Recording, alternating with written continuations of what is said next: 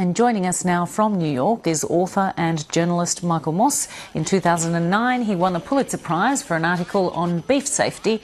His latest book is called Sugar, Salt, Fat: How the Food Giants Hooked Us. Michael Moss, welcome to Lateline. Thanks for having me. So we're much better educated than we once were about the risks of salt, sugar and fat. So why are obesity, heart disease and diabetes still on the rise? I think, I was really amazed in researching and writing this book, which was really like being inside a detective story for me. I was lucky to come across a trove of internal documents that really put you, the reader, at the table as companies are planning and plotting and formulating their way to new products.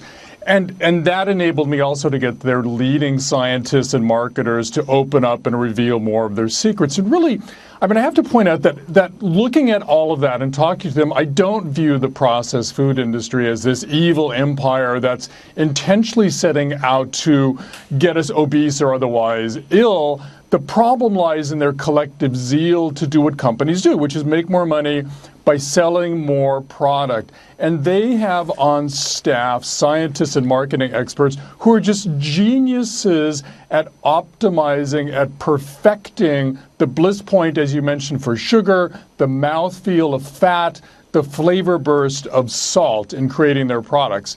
And, on a day-to-day basis, when you're looking at obesity, a mere 100 or 150 calories can be enough to cumulatively make you obese. So it's the cumulative effect of the attraction of these most palatable products that seems to be at issue here.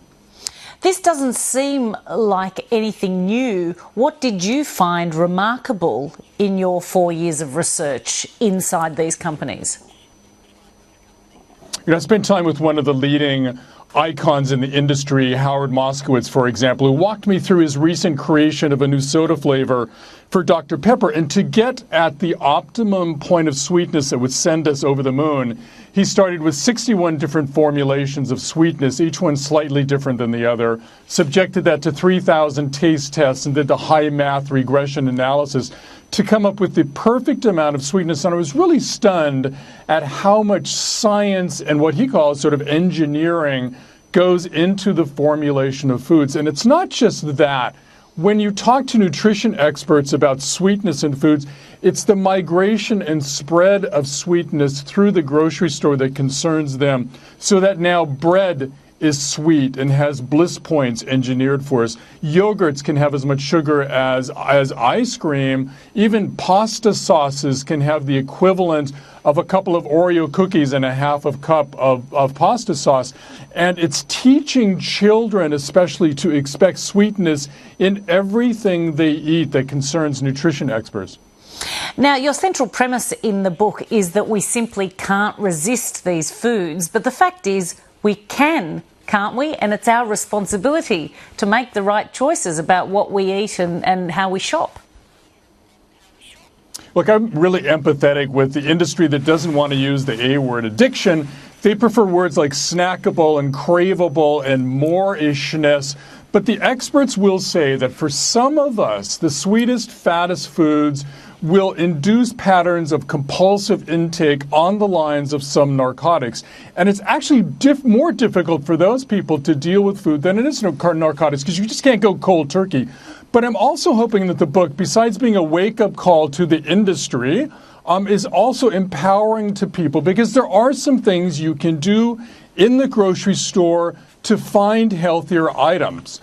For example, look low, look high on the shelf for those cereals, for example, that have less sugar, because the industry by strategy will place the highly sweet, the highly fat products at eye level in the center of the aisle. So if you're hunting for those healthier products, you're more apt to have to look down at the ground level or up high. But they are there with a little bit of effort. You actually quote instances where company executives stopped eating their own foods. In what context did they admit that to you?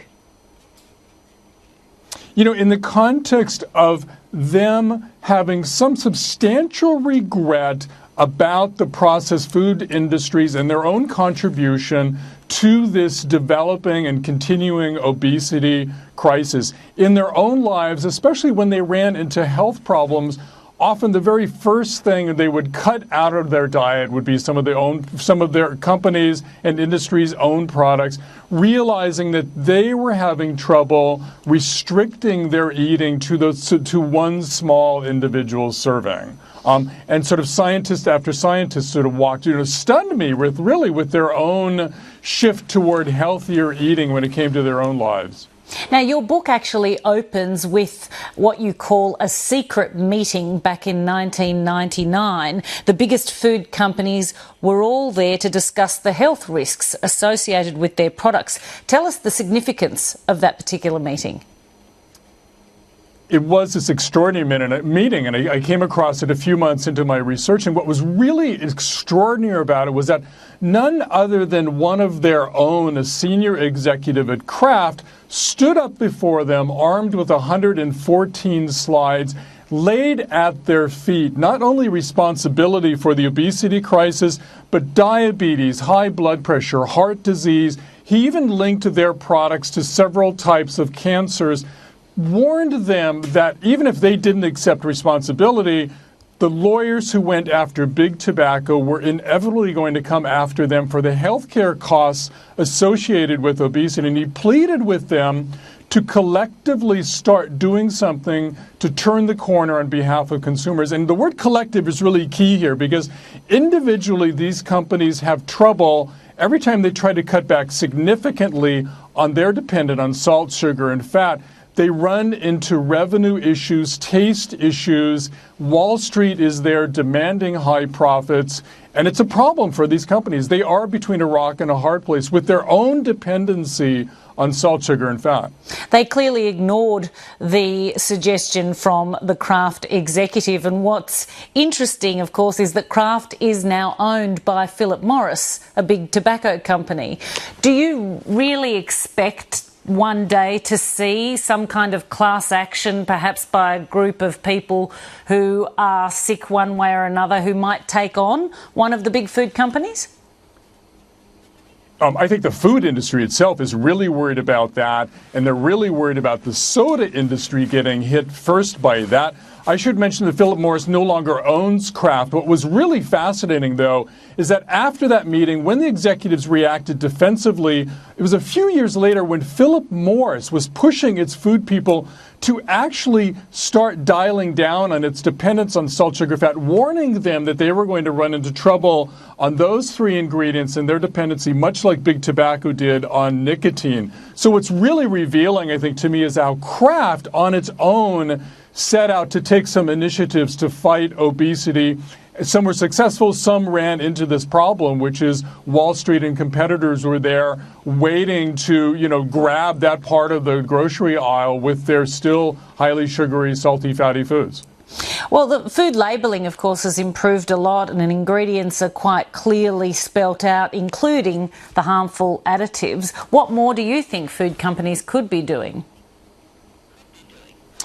Kraft in its anti-obesity measures did a couple of things. One, it cut back on its advertising marketing to children of the most sweetest foods, realizing that kids are unable to distinguish between advertising and reality.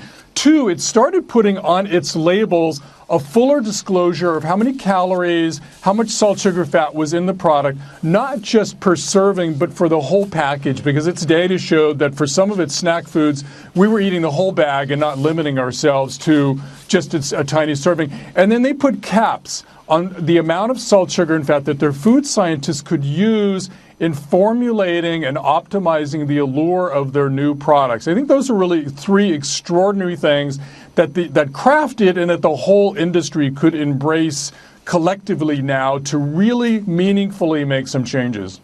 Michael Moss, we're out of time. I really appreciate the time you have taken to speak to us today.